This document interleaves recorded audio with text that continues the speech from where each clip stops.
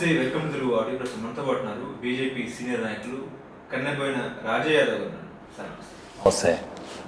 Sir, KCR Warangal ఏకతృప్తి సభ fail అయిందా, success అయిందా? ఆయన కొన్ని ముఖ్యమైన విషయాలు మాట్లాడారు. ఏంటంటే తెలంగాణకు కాంగ్రెస్ విలన్ చెప్పారు. ఇంకోటి ఏంటంటే రేవంత్ పాలన సక్రమంగా లేదు, కాంగ్రెస్ పరిపాలన సక్రమంగా లేదని చెప్పేసి కూడా చెప్పడం జరిగింది. కాకపోతే ఇక్కడ ఏంటంటే బీజేపీ మీద ఆయన ఎటువంటి విమర్శ చేయలేదు, అసలు బీజేపీ టాపిక్ తీసుకురాలేదు. ఓవరాల్ గా సభ ఎట్లా నడిచింది అంటే ఏం చెప్తారు? కేసీఆర్ సభను గురించి నేను తెలుసుకున్నా. నేను మొట్టమొదటిసారిగా ప్లీనరీ సమావేశాలకు లేని సభ అది. కానీ నేను తెలుసుకోకుండా ఊకోను కదా, వాళ్ళతో సత్సంబంధాలు ఉన్నాయి, నాకు అనేక మందితో అటాచ్మెంట్ ఉన్నది, సభా విశేషాలు తెలుసుకున్నా నేను. కానీ ఒక పార్టీ ఒక సమావేశం పెట్టుకున్నప్పుడు అంతకన్నా ముందుగాల ఒక పార్టీ సమావేశం ఉండాలి. ఇది సంస్థాగత సమావేశం ఉండాలి. ఆఫీస్ బేరర్స్తో కానీ, కార్యకర్తలతో కానీ, ఎమ్మెల్యేలతో కానీ, ఉన్న ఎంపీలతో కానీ ఒక సమావేశం ఉండాలి. రాజకీయ తీర్మానాలు ఏమేం చేయాలనే చర్చ జరగాలి. ఒక అస్తిత్వం కలిగిన పార్టీకి ఉండవలసిన లక్షణాలను మర్చిపోయారు. మౌలికంగా అస్తిత్వం కలిగిన రాజకీయ పార్టీకి కొన్ని లక్షణాలు ఉంటాయి. ఆ లక్షణాలను కేసీఆర్ మొట్టమొదటిసారి మర్చిపోయాడు. ఏమేమి తీర్మానాలు పెట్టాలి, తీర్మానాలు ప్రజామోదంలో ఏం పెట్టాలి, ముందుగా కూర్చున్నప్పుడు సమావేశంలో ఏ తీర్మానాలు ఆమోదించాలి, ఆమోదించిన తీర్మానాలను ప్రజల చేత చెప్పించి ఆమోదం తీసుకోవాల్సిన అవసరం ఉన్నాయి. అటువంటి విషయాలు, మౌలికమైన విషయాలు మర్చిపోయాడు. రెండోది ఏంటంటే కాళోజీ ఫోటోను పెట్టుడు మర్చిపోయాడు. జయశంకర్ గారి ఫోటోను పెట్టుడు మర్చిపోయాడు. ఉద్యమకారులు అసూలు బాసిన వాళ్ళ ఫోటోలను పెట్టుడు మర్చిపోయాడు. మరి ఎందుకో ఆయనకు భయం ఎందుకు అయిందో, కేటీఆర్ ఫోటో, కేసీఆర్ ఫోటో మాత్రమే ఉన్నది సభలా. అది కరెక్ట్ కాదు. హరీష్ రావు ఫోటో లేదు, ఏ నాయకుని ఫోటో కూడా లేదు, వాళ్ళిద్దరి ఫోటోలు మాత్రమే ఉన్నది. కాళోజీ నారాయణరావు ఫోటో పెట్టేది ఎప్పటికీ, తెలంగాణ తల్లి విగ్రహం ఫోటో పెట్టేది, తెలంగాణ తల్లికి దండేసేది ఆయన, దండేసేది ఆయన. అమరవీరుల స్తూపం ఉండేది ప్రతి సమావేశంలో. ఆ అమరులనే మర్చిపోయింది ఫస్ట్ టైం. తొలి అమరుడు ఉండే, ఎక్కడ కొత్తగూడెంలో నిరాహార దీక్ష చేసినటువంటి తొలి అమరుడు ఉండే, ఆయన గురించి ప్రస్తావన చేయలే. మళ్ళీ ఉద్యమంలో ఫస్ట్ అసూలు బాసినటువంటి శ్రీకాంతచారి పేరు తీయలే. శ్రీకాంతచారి అసూలు బాసిన తర్వాత 1200 మంది అసూలు బాస్తేనే టీఆర్ఎస్కు ప్రాణం వచ్చింది, తెలంగాణ ఉద్యమానికి ప్రాణం వచ్చింది. ఈ విషయం ఒక్కసారి కూడా మాట్లాడలే. ఆయన టీఆర్ఎస్ పార్టీని బీఆర్ఎస్గా మార్చిన తర్వాత అది మునిగిన మాట నిజం. కానీ బీఆర్ఎస్ పార్టీ అయినాక జాతీయ రాజకీయాల గురించి మాట్లాడాల్సిన అవసరం ఉండే. జాతీయ రాజకీయాలల్లో ఆయన కాంగ్రెస్ పార్టీ మీద విషం కక్కిందా, కక్కలేదా, మాట్లాడలేదా అనేది పక్కకు పెడితే, ఇవాళ దేశం అందరూ మాట్లాడేది, అందరి నోట్లో నానే కశ్మీర్లో జరిగిన ఏదైతే పహల్గామ్ ఇష్యూ ఏదైతే ఉన్నదో, ఆయన సంతాప సందేశం పంపాల్సిన అవసరం ఉండే. అది మర్చిపోయిండు. ఆయన మూర్ఖులను తులనాడవలసిన అవసరం ఉండే. సంతాపం వేరుకు, వాళ్ళ గురించి 4 ముచ్చట్లు మాట్లాడితే ఏమి, ఈయన నోటి ముత్యాలు రాలిపోతాయా, ఈయన ఓట్లు వెళ్ళిపోతాయా? ఇప్పుడు నీకు పాత బస్తీలో గెలిచే ఏకైక నాయకుడు ఆయన, అటువంటిది నేను నల్లబాడ్జీలు ధరించాలి, మనం నిరసన తెలపాలి అనేటువంటి అంటాండే ఎవలే ఆయన. ఇవాళ అక్బరుద్దీన్ ఓవైసీ కంటే నువ్వు కరుడు కట్టిన అయితే కావు కదా. అక్బరుద్దీన్ ఓవైసీ లాంటి వాడు నల్ల బ్యాడ్జీల ప్రదర్శన చేయాలంటే నువ్వు దాని మీద నిరసన తెలుపవా? ఏంటిది? నీకే మనిషి దొరకలేదా? ఎర్రబెల్లి దయాకర్ రావు నిన్ను నోటికి వచ్చినట్టు తిట్టిండే, ఆయనతోనే స్వాగత వచనాలు పలికితావా? ఎన్ని మౌలికమైన పొరపాటు చేసిండు ఆయన సమావేశంలో. ఎందుకు గాబరైందా? పైసలు పెట్టినంత మంది రాలేదనుకున్నావా? పైసలు ఎన్ని పైసలు అయితే ఖర్చు పెట్టిండో అంత మంది రాలేదని నీ భయం. అక్కడికి వెడల్పుగానే వేసినావు కదా కుర్చీలు, సందులే కనిపిస్తానే కదా, సాలు పోసినట్టే కనిపిస్తానే కదా, పలసగానే నాటేసినావు కదా నువ్వు. నీ కుర్చీల వెడల్పు చూస్తే కనిపిస్తాను కదా ప్రతి ఒక్కరికి. కొన్ని కుర్చీలలో మందే లేరు కదా. ఇవాళ బయటపడ్డది ఏది? బాయిలో పడ్డ శివమాట 3 వద్దులకు తేలుతుందట. తెల్లారే తేలాలి, కానీ 3 వద్దుల నాడు ఖచ్చితంగా తేలుతుంది. ఇప్పుడు మీటింగ్ ఎన్ని రోజులు? 3 వద్దులు, 3 రోజులే. ఇలా 28 29 29 అంటే 27 నాటి నుంచి ఇవాటికి ఎంత? 3 రోజులు. 3 రోజులకు నీ మురికి కూపం అంతా తేలుతాను. ఎవరు? మందు తాగి ఎల్లెలుగా వండుతోడు, అక్కడనే మందు తాగేతోడు, టోపీ పెట్టుకొని కండువా కప్పుకొని ఇవన్నీ కథలు నడిచినాయి. నేను తెలుసుకున్నా. వరంగల్లో 200 ఇచ్చాను, వరంగల్లో 200 ఇచ్చాను. నేను అందరినీ తెలుసుకుంటే 500 ఇచ్చాను. ఏది? దూరపోళ్ళకి 500. ఎమ్మెల్యేలు ఉన్న కాడ మందు, తువ్వ ఖర్చు, లీడర్లకు బత్తారు. 1000 రూపాయలు ఇస్తే 1000 రూపాయలు కూడా ఇవ్వచ్చు. కానీ మంది ఓ తీరుగానే ఇచ్చాను. మంది ఓ తీరుగానే ఇచ్చాను. ఆశించినంత చెప్పినంత 5 లక్షలు ఎప్పుడు కాదు, కానీ లైట్లు వేసినాకనే ఎప్పుడు ఆయన సమావేశం ఉంటుంది. సర్వసాధారణంగా ఉండేదని లైట్లు వేసినాక.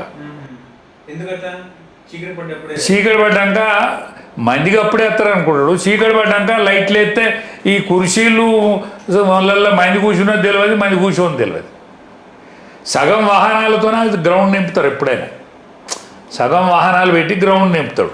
ఇది ఖరీదు వాహనాలే. అది వరకు ట్రాక్టర్లు వేసుకొని వచ్చేది కదా, ఎడ్ల బండ్లతో వచ్చేది కదా, మోటార్ సైకిళ్ళు వచ్చేది కదా, సైకిళ్ళు వచ్చేది కదా. ఆనాటి సమావేశాలకు ఈనాటి సమావేశాలకు తేడా ఉన్నది కదా. ఆనాటి స్పందనకు ఈనాటి స్పందనకు తేడా ఉన్నది కదా. కానీ మౌలికమైన విషయాలు మర్చిపోయింది ఆయన చాలా. వచ్చేది మా ప్రభుత్వమే, బీఆర్ఎస్ ప్రభుత్వమే, డైరీలో రాసుకోండి అని చెప్తున్నారు కదా కేసీఆర్. మళ్ళీ కేసీఆర్ మరి సీఎం అయ్యే అవకాశం ఉందా? చెప్పాలి కదా ఆయన. చెప్పకుంటే తప్పే కదా. ఆ సమావేశంలో మేము మాన్యంగా మేము రామని చెప్తాడా? మేము వస్తామనే చెప్తారు. కానీ టీఆర్ఎస్ పార్టీ బాలని ఇచ్చే కాడ ఉన్నది, కానీ మీదికి ఎగిరి కొట్టే కాడ లేదు. ఏది? వాలీబాల్ ఆడతా అంటే ఇట్లా అందిస్తారు చూడు, పుష్. కటుకొట్టిన లేడు, కటుకొట్టే అంత బలం లేదు. బాలందిచ్చే అంత క్యాడర్, బాలందిచ్చే లీడర్ ఉన్నాడు. కానీ ఉన్న లీడర్ను సవ్యసాచిని పోగొట్టుకున్నవే. ఇప్పుడు హరీష్ పని అయితే అయిపోయినట్టే. ఇక ఆ పార్టీలు ఉంటే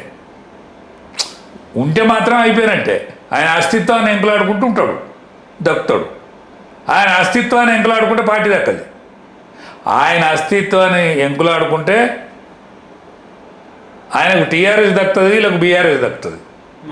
అయ్యే కొడుకులకు బీఆర్ఎస్ దక్కుతుంది, టీఆర్ఎస్ మాత్రం హరీష్కు దక్కుతుంది. నడవని ఎందుకు పిలుస్తలేరు? మీటింగ్లు ఎందుకు పిలవరు? ఆయన ఫోటో ఎందుకు పెట్టరు? కనీసం మల్సునాచారి ఫోటో ఎందుకు పెట్టరు? వి ప్రకాష్ ఫోటో అని ఎందుకు పెట్టరు? స్వర్గాన్ని పోయినటువంటి జయశంకర్ గారి ఫోటో ఎందుకు పెట్టరు? మేము 6 జైలు పోయినాం. ఆయన కేసీఆర్, నేను, జయశంకర్ సాబును పెద్ద మనిషి అని అరెస్ట్ చేయలేదు, కానీ మమ్మల్ని అరెస్ట్ చేసిండ్రు. 6వ మనిషి అయితే లేడు. ఎవరు? జయశంకర్ సాబు లేడు. కాళోజీ నారాయణరావు ఫోటో మేము పెట్టుకునేది. అది వరకు కాళోజీ ప్రాంగణం అనే పెట్టేది. ప్రతి దానికి కాళోజీ ప్రాంగణం అని పెట్టేది. కాళోజీ గారి విగ్రహం పెట్టేది తప్పకుండా. స్వర్గస్థులైన వాళ్ళ ఫోటోలు పెట్టడానికి కూడా భయం అవుతుందా నీకు? ఎందుకు పెట్టలే? బతుకున్న వాళ్ళ ఫోటోలు పెట్టలే, ఇది వేరే ముచ్చట. స్వర్గస్థులైన వాళ్ళ ఫోటో పెట్టవా? వాళ్ళ సలహాలు ఎంతో, విద్యాసాగర్ రావు సాబు ఎంత సలహాలు ఇచ్చిండ్రు. నీటి వనరుల మీద విద్యాసాగర్ రావు సలహాలు కదా. నువ్వు సలహాలు పాటించుకోలే. నువ్వు ఆయన సలహాలు తీసుకున్నావు, కానీ ఆయన సలహాలు పాటించలే. ఈయన సొంత సలహాలు చేసిండు, అది ఫెయిల్ అయింది. అది వేరే ముచ్చట. ఫెయిల్ అయిన ముచ్చట వేరే. కానీ గటువంటి వాళ్ళని తలుచుకునేందుకు ఒక ఫోటో పెట్టవా? పక్కకు పెట్టకపోయినా మీ అయ్య కొడుకులు నడుమ పెట్టి వాళ్ళు పక్కగానే పెట్టకపోయినా, మీద పెట్టకపోయినా అంతలా మీద పెడితే ఏమైంది? పోటా? స్వర్గానికి పోయినోడు ఏం పోటా? నీ భయం ఎందుకు ఉంటానా? భయమా? మీ కవితకు ఏమైనా బెదిరించిందా? నా ఫోటో పెట్టాలని బెదిరించిందా ఏంటిది? హరీష్ ఫోటో ఎందుకు పెట్టలే? అనేక మంది నాయకులు ఉన్నారు, వాళ్ళ ఫోటోలు ఎందుకు పెట్టలే? మొదటి నుంచి కష్టపడ్డ వాళ్ళు ఉన్నారు, వాళ్ళ ఫోటోలు ఎందుకు పెట్టలే? మేము 6 జైలుకు పోతే 2 పార్టీలు లేము. ఎవరు? విజయరామరావు సభ లేడు, నేను లేను. మా ఇద్దరిది పెట్టి తప్పే. కానీ మిగతా వాళ్ళ ఫోటోలు పెట్టవా? మిగతా వాళ్ళు స్వర్గస్థులయ్యారు. నాయన నరసన్న చచ్చిపోయాడు. ఇప్పుడు నీకు కెప్టెన్ సభ ఒక ఆయన ఉన్నాడు, పెద్ద మనిషి ఫోటో పెట్టవా? అమర నిరాహార దీక్షలో పాల్గొన్న వాళ్ళు ఫోటోలు పెడితే ఏమవుతుందో అన్న. మా ఇద్దరు తీసేవా? విజయరామరావుది నాకు తీసేయి. ఎందుకంటే పార్టీ లేవు కాబట్టి. యాక్టివ్గానే ఉన్నాము కానీ పార్టీలు లేవు కాబట్టి తీసేయి. ఇప్పుడు కేసీఆర్కి తెలంగాణ ఉద్యమ సమయంలో ఉన్న జోష్ ఇప్పటికీ ఉందంటారా? అంటే 2001లో పెట్టిన సభ, 2011లో పెట్టిన సభ, ఇప్పుడు పెట్టిన సభ అదంతా వాలంటరీ మీటింగ్లు అండి. ఇప్పుడు అది వాలంటరీ మీటింగ్స్. ఆనాడు రూపాయి ఖర్చు పెట్టకుండా కూడా వాలంటరీగా వచ్చిండ్రు. ఇవాళ పైసలు ఉన్నాయి కాబట్టి ఈయన మీద ఆత్మవిశ్వాసం కూడా లేదు కాబట్టి, పార్టీ ఆత్మవిశ్వాసంతో బతుకుతలేదు కాబట్టి ఇవాళ పైసలు ఖర్చు పెట్టిండు. పైసలు ఖర్చు పెట్టిన కానీ ఎవడు యువకుడు రాలే. అలాంటి 18 ఏళ్ళు ఉన్నాడు, 45 ఏళ్ళు అయ్యిండు. 30 ఏళ్ళు ఉన్నాడు 55-60కి వచ్చాడు. కాబట్టి వాళ్ళందరూ మీటింగ్లో పాల్గొన్నా కూడా పైసలు ఇస్తే పాల్గొన్నారు. వాళ్ళ దగ్గర స్పిరిట్ లేదు. నీకు ఒక విషయం చెప్పాలి. బీహార్లో ఒక పెద్ద మీటింగ్ జరిగింది, ఒక సభ, కాంగ్రెస్ పార్టీ మీటింగ్. అది ఆనాడున్న ముఖ్యమంత్రి ఇందిరాగాంధీ, ఆనాడు ప్రధానమంత్రి, కాంగ్రెస్ పార్టీ నాయకురాలు ఆమెతోటి సభ సక్సెస్ అయింది కదా మేడం అని అంటే, సభ సక్సెస్ అయింది కానీ మనకు ఓట్లు ఎత్తరేలు వాళ్ళు అని చెప్పింది ఆమె. ఎందుకు మేడం సభ సక్సెస్ అయింది కదంటే, వాళ్ళ కళ్ళల్లో స్పందన లేదు. కేసీఆర్ కూడా అది గ్రహించిండు.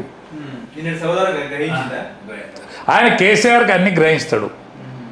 వీళ్ళు మన దిక్కున్నారా, మంది దిక్కున్నారా, నేను మాట్లాడుతా అంటే నా దిక్కు చూస్తానులా, పక్కకు చూస్తానులా, ఇక పోదాం లేస్తాం అనుకుంటానులా, లేవద్దు అనుకుంటానులా, ఇవన్నీ కనిపెట్టేతోడు కేసీఆర్. ఇవన్నీ వీళ్ళకు తెలియదు. అంటే కేసీఆర్ మొత్తం స్పీచ్లో పసలేదంటారా? సభ చూస్తే అదివరకు ఆయన కాగితం చూసుకోకుండా మాట్లాడేది, ఇప్పుడు కాగితం చూసే మాట్లాడతాను. అంటే ఫస్ట్ టైం కాగితం చూసి మాట్లాడి ఆయన కాగితం చూసుకోకుండా మాట్లాడాడు. ఆయన కాగితం చూసుకోపోయేది. ఆయన వీర విహారం చేసేది. కానీ సప్పట్లు కూడా కొట్టిండ్రు. సప్పట్లు కొట్టేందుకు ఓ సంఘం ఉంటుంది, ఈలలు కొట్టేందుకు ఒక సంఘం ఉంటుంది, బాంబులు కాల్చేందుకు ఒక సంఘం ఉంటుంది. ఇవన్నీ సభలో ఏర్పాట్లు. ఆయనకు ఆ సప్పట్లు కానీ లేకపోతే ఆ హర్పులు కానీ ఆయనకి ఇష్టమైన హర్పులు అరవలే వాళ్ళు. ఇప్పటికీ తెలంగాణ సమాజం కేసీఆర్ మళ్ళీ సీఎంగా చూడాలని అనుకుంటుందా అంటే ఏం చెప్తారు? కేసీఆర్ కొడుకే అనుకుంటలేడు. ఎందుకంటే ఆయన మానవాతీతం చేసిండు. ఆయన అతీతమైన మనిషి. సభకు రాడిగా ఆయన ముఖ్యమంత్రి అయితేనే వస్తాడు, లేకపోతే రాడన్నాడు. అంటే ఆయన అతీతుని చెప్తాడు. అతీతుడు అంటే దండేస్తాడు. ఇప్పుడు అతీతునికి ఎవరైనా దండెత్తారు కదా అంటున్నా. దైవాంశ సంబోధునిగా చేస్తాడు, ఆయన మార్తాడు. ఏమని? ఆయన ఈ సభకు రాడు అంటే రాడు. నీ మంది ఎంతమంది? 39 మంది గెలిచింది. 39 మంది మీ వాళ్ళు గెలిచింది. 10 మంది అటు తొంగి చూసిండ్రు, అది వేరే. అంటే 29 మంది కూడా మనుషులు గారా? నీ దాంట్లో నీ పార్టీలో గెలిచినటువంటి 39 మంది మనుషులు కాకపోతే నీకెట్లా గెలుతారా? వాళ్ళు కూడా కేసీఆర్ సరసన ఊచిండుతోళ్ళు గారా? ఇవాళ మంత్రులుగా ఉన్నారు, ముఖ్యమంత్రిగా ఉన్నారు, వాళ్ళు గారా? అటల్ బిహారీ వాజ్పేయి ప్రతిపక్ష నాయకుడిగా ఉండ్రి. అటల్ బిహారీ వాజ్పేయి కూడా ప్రతిపక్ష నాయకులుగా ఉండే. అనేక మంది ప్రతిపక్షంలో బతికిళ్ళు కదా. నీకేమొస్తుంది? కేసీఆర్ అతీతుడు ఎట్లయితాడు అంటాను. అటల్ బిహారీ వాజ్పేయి కంటే గొప్పోడు కాదు, చరణ్ సింగ్ కంటే గొప్పోడు కాదు, చంద్రశేఖర్ కంటే గొప్పోడు కాదు, మధులిమాయి కంటే గొప్పోడు కాదు, జార్జ్ ఫెర్నాండెస్ కంటే గొప్పోడు కాదు. కేసీఆర్ ఏంటంటే పదే కాంగ్రెస్ ని విలన్ గా చూపించడం జరిగింది. అంటే కాంగ్రెస్ గతంలో ఆయన సోనియా గాంధీ తెలంగాణ ఇచ్చింది కాబట్టి ఇవాళ మన రాష్ట్రం దక్కిందని చెప్పేసి అసెంబ్లీలో అన్నారు. మళ్ళీ ఇవాళ కాంగ్రెస్ విలన్ అన్నారు. అంటే బహుశా ఏంటంటే ఏ ప్రతిపక్ష నాయకుడైనా సరే అధికారంలో ఉన్న పక్షాన్ని విమర్శిస్తారు. బట్ మీరు ఎట్లా చూస్తారు ఈ వాదాన్ని? తప్పేం లేదు, ప్రతిపక్షం ఉంటే తప్పేం లేదు. సోనియా గాంధీ ఇచ్చిందని పదే పదే చెప్పవలసిన అవసరం కూడా లేదు కావచ్చు. ఎప్పటికీ ఇంకా 10 ఏళ్ళ తర్వాత కూడా సోనియా గాంధీని గుర్తు చేయాల్సిన అవసరం కూడా లేదు కావచ్చు, లేకనే గుర్తు చేస్తలేవు కావచ్చు. నువ్వు సోనియా గాంధీని గుర్తు చేసినప్పుడు సుష్మా స్వరాజ్ని కూడా గుర్తు చేయాలి. నువ్వు సోనియా గాంధీని గుర్తు చేసినప్పుడు సుష్మా స్వరాజ్ని కూడా గుర్తు చేయాలి. సుష్మా స్వరాజ్ బిల్లు పెడతావా, నేను శిరోముండనం చేసుకొని నీ పార్లమెంట్ ముందట నిరాహార దీక్ష చేస్తానని గద్దిచ్చి పెట్టింది సోనియా గాంధీని. ఆ విషయం మర్చిపోవద్దు. ఆ విషయం మర్చిపోతే చాలా మర్చిపోయినట్టు. ఆనాడు పొగబాంబులు వేసిన ఆంధ్రాకు సంబంధించిన పార్లమెంట్ మెంబర్లు ఆ పొగబాంబులకు ఎరిచి సోనియా గాంధీ కూడా అడిగింది సుష్మా స్వరాజ్ను, మేము బిల్లు పెడతాం కరెక్టే, మీరు సమర్థిస్తారు కదా అంటే ఇద్దరు కలిసి బిల్లు పెట్టింది. ఆయన బిల్లు పెట్టిన రోజు ఈయన సభకు పోలే, మేము ఇద్దరం ఒకటే రూములున్నాం, ఈయన సభకు పోలే. ఏదే నువ్వు సభకన్నా పోలేదంటే మనం పోతా అవుతుందా అనేది సుష్మా స్వరాజ్ అది సోనియా గాంధీ బిల్లు పెట్టాలి, సుష్మా స్వరాజ్ గారు సమర్థించాలి తప్ప మనతోనే ఏమైతే ఊదుగాలేదు పప్పుడు కదా అన్నాడు. ఊదుగాలేదు పీరు లేవది మనతోటి, ఏమైందని నేను ఒక్కని పోతే గటువంటి స్థితిలో వచ్చింది కదా. గటువంటి స్థితిలో ఎవరు నువ్వా తెచ్చింది? ప్రజా సమూహం, 1200 మంది బలిదానాలు, వంట వార్పు, ఆనాడు ప్రతి ఇంట వెలిగినటువంటి వెలుగు, ప్రతి ఇంట ఉద్యమించిన ఉద్యమం,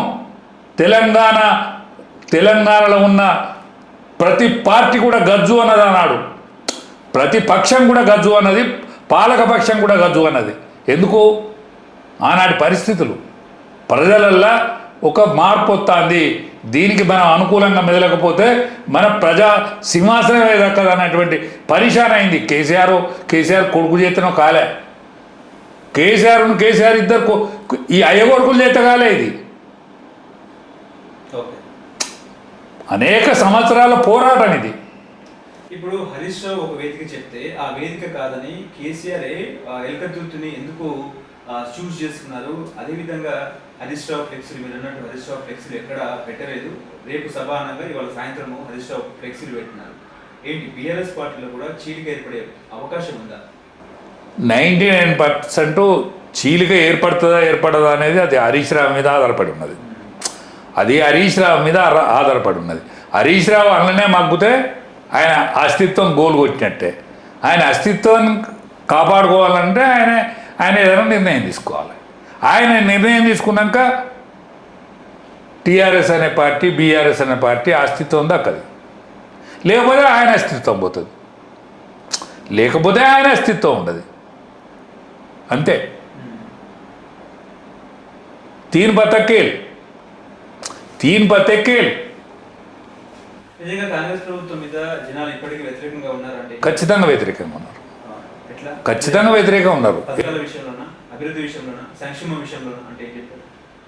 అంటే అనేక విషయాల మీద ఇప్పుడు సంక్షేమ విషయం మీద ఈ ప్రభుత్వం రాలే. కేసీఆర్ వద్దనుకుంటే కాంగ్రెస్ గెలిచింది. అన్నో కానీ కేసీఆర్ వద్దనుకుంటే కాంగ్రెస్ గెలిచింది.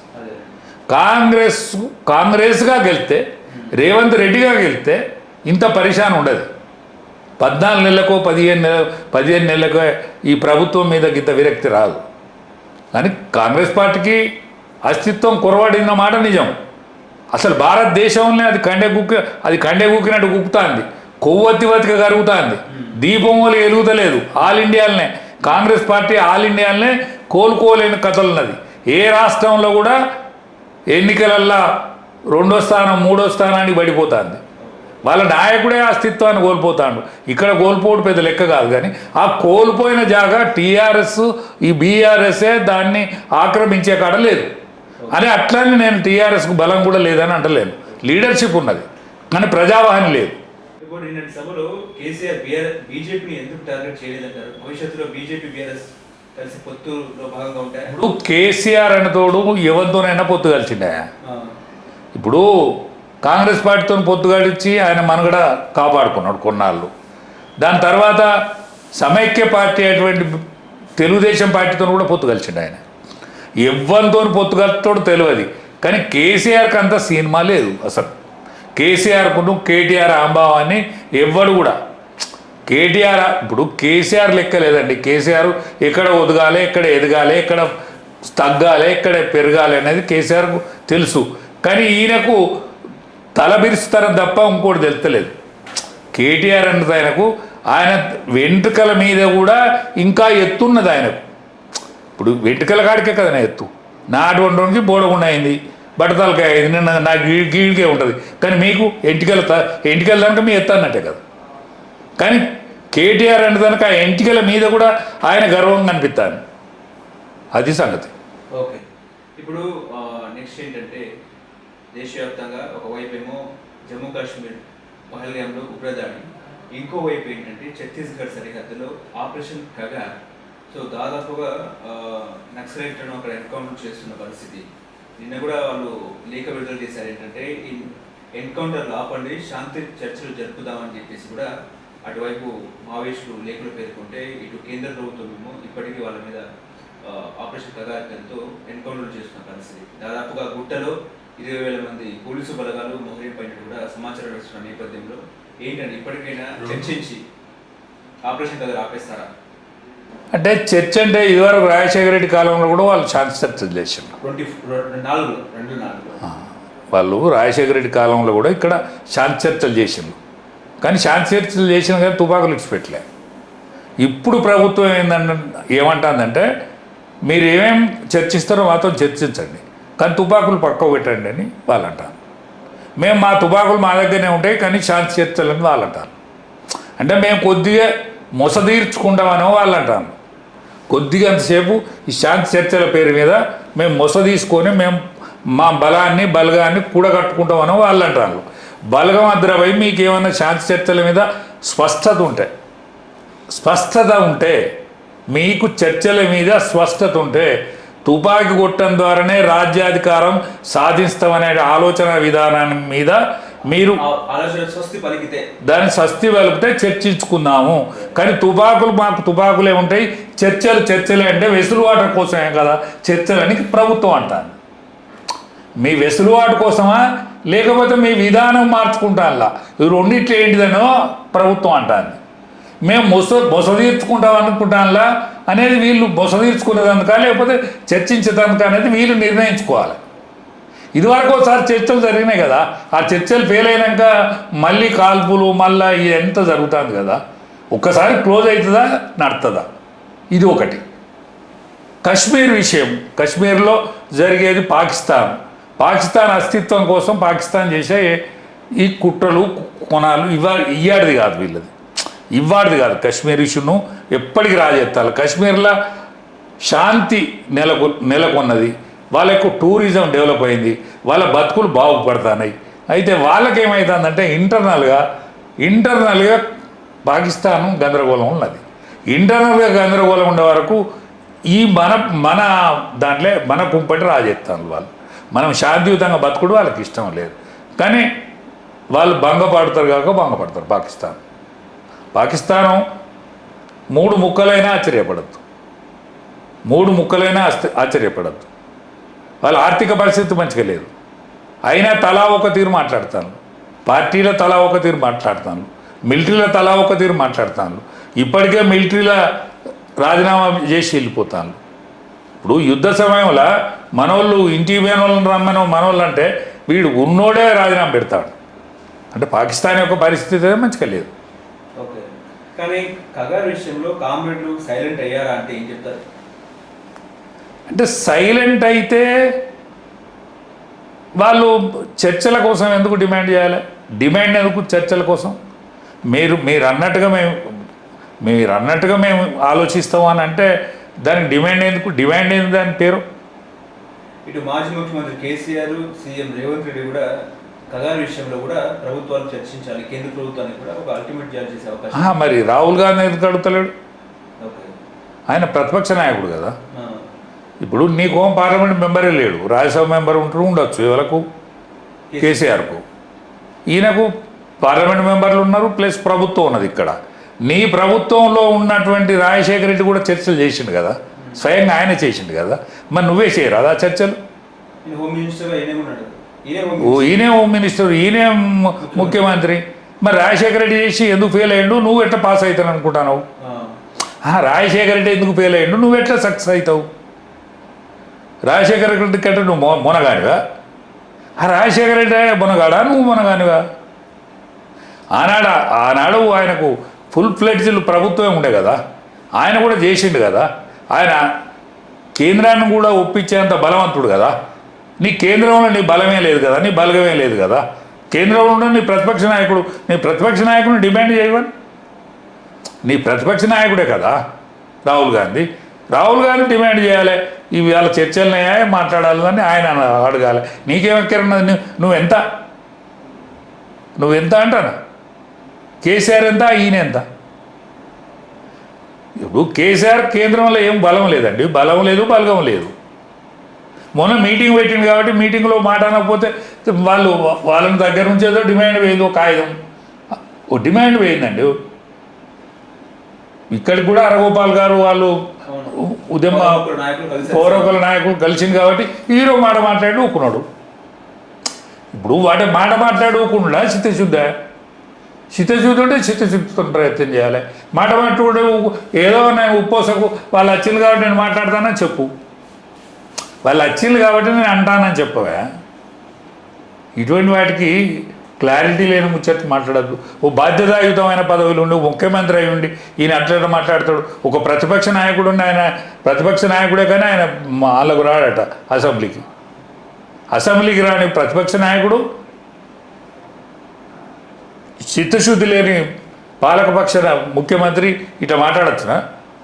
కానీ బీజేపీ టార్గెట్ 2026 కల్లా నక్సలైట్ రహిత దేశంగా చూడడమే లక్ష్యమా అంటే ఏం చెప్తారు? హోమ్ మినిస్టర్ గారు అటువంటి ఆలోచనలు ఉన్నాడు. ఆయనకి ఏదో వీళ్ళ సంఖ్య తెలిసినట్టుది, వీళ్ళ అంకె తెలిసినట్టుది, వీళ్ళ ఆలోచన తెలిసినట్టుది. అందులోనే ఉన్నారు ఆయనకు చెప్పేటోళ్ళు మేము ఇంతమంది ఉన్నామని. గతంలో ఎన్టీఆర్ ఉన్నారు కదండి, నక్సలైట్ నిజమైన దేశభక్తులు అని చెప్పి. ప్రభుత్వంలో లేనప్పుడు అందరు మాట్లాడే మాటలు.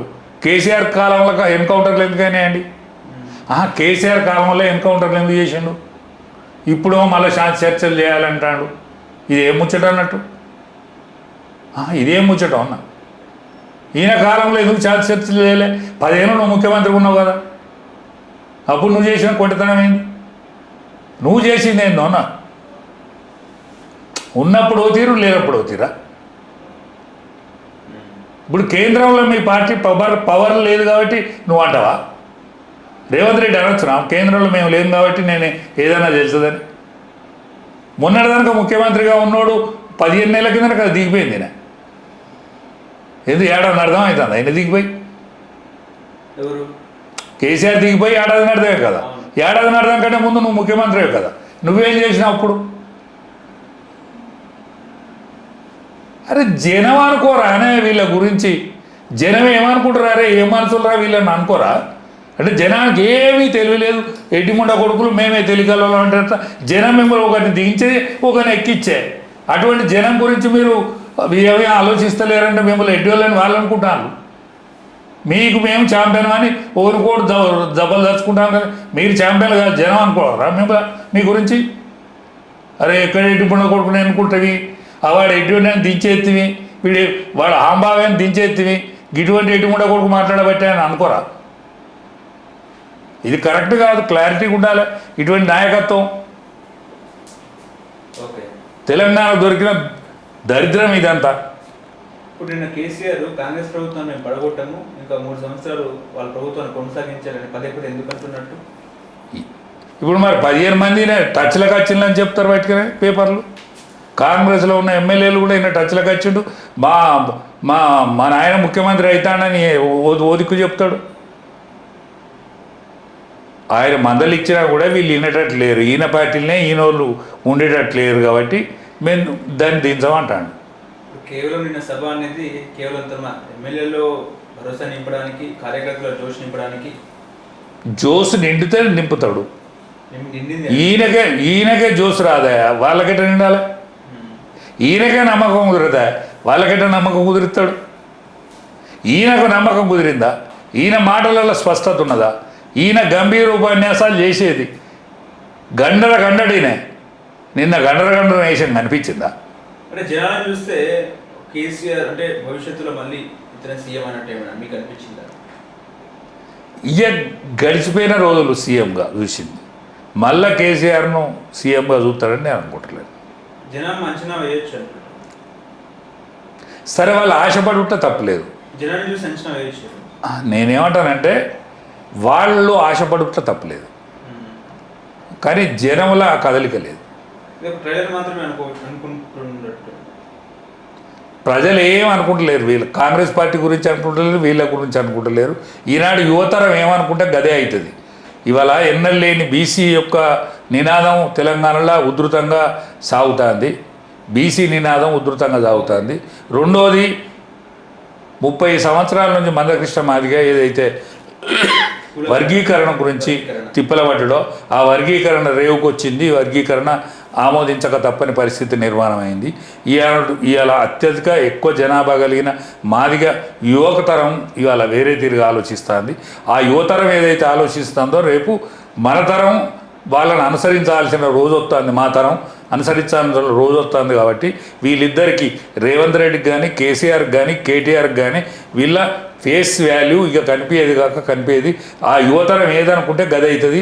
ఆ బీసీలు ఎస్సీలు ఎస్టీలు ఏమనుకుంటే గది అవుతుంది తప్ప మీ తరంలో ఉండేది మీ సంఖ్యాబలం స్వల్పం. మీ ఇప్పటి వరకు భారతదేశంలో 75 ఏళ్ళ సంవత్సరంలో మీ అగ్రవర్ణాలు ఈ రాష్ట్రాన్ని పరిపాలించిన రోజులు చాలు, మీ రోజులు అయిపోయినాయి. కాబట్టి మీ సైలెంట్ మీరు ఉండండి. రాబోయే యువతరం ఏదైతే నిర్ణయం తీసుకుంటుందో బీసీలు ఎస్సీలు ఎస్టీలు ఏ నిర్ణయం తీసుకుంటే ఆ నిర్ణయం అవుతుంది కాక అవుతుంది. ఇప్పుడు మీరు అన్నట్టే నిన్నటి సభలో బీఆర్ఎస్ సభలో కేసీఆర్ బీసీల గురించి కానీ లేకపోతే ఎస్సీ వర్గీకరణ గురించి కానీ కులగణన గురించి కానీ ఎందుకు మాట్లాడలేదంటే ఏం చెప్తారు? ఆయనకి ఇష్టం ఉండదు కదా ఇది. ఆయన మనుషులుగా చూడడు కదా, బీసీలను ఎస్సీలను ఎస్టీలను మనుషులుగా చూడడు కదా ఆయన. అంటాను ఆయన ఎప్పుడూ మనుషులుగా చూడడు, వాళ్ళను వర్కర్లుగా చూస్తాడు తప్ప మనుషులను ఆయన ఎన్నడూ చూడడు. కాబట్టి ఆయన అది లెక్క కాదు. ఏంటి బీజేపీ పరిస్థితి తెలంగాణలో ఎందుకు సైలెంట్ అయింది? మొత్తానికి సైలెంట్ అయిందా? అంటే ఇప్పుడున్న దేశ పరిస్థితులు ఏవైతున్నాయో, దేశానికి కావాల్సిన పార్టీ కాబట్టి దేశ పరిస్థితులను ఆలోచిస్తుంది తప్ప ఒక్క తెలంగాణలో సైలెంటో ఆంధ్రాలో సైలెంటో కర్ణాటకలో సైలెంటో అనేది ఉండదు. దేశం గురించి ఆలోచిస్తుంది. దేశంలో అత్యధిక రాష్ట్రాలు పరిపాలిస్తుంది. దేశంలో ప్రధానమంత్రి స్థానంలో ఉన్నది. దేశం అల్లకల్లోల పరిస్థితుల్లో ఉన్నది. మర్చిపోతారని ఎందుకు అనుకుంటారు? మంది మర్చిపోయిందా? పార్టీ మర్చిపోద్దా? ఎందుకు మర్చిపోతుంది? ఎట్టి పరిస్థితుల్లో ఉండదు.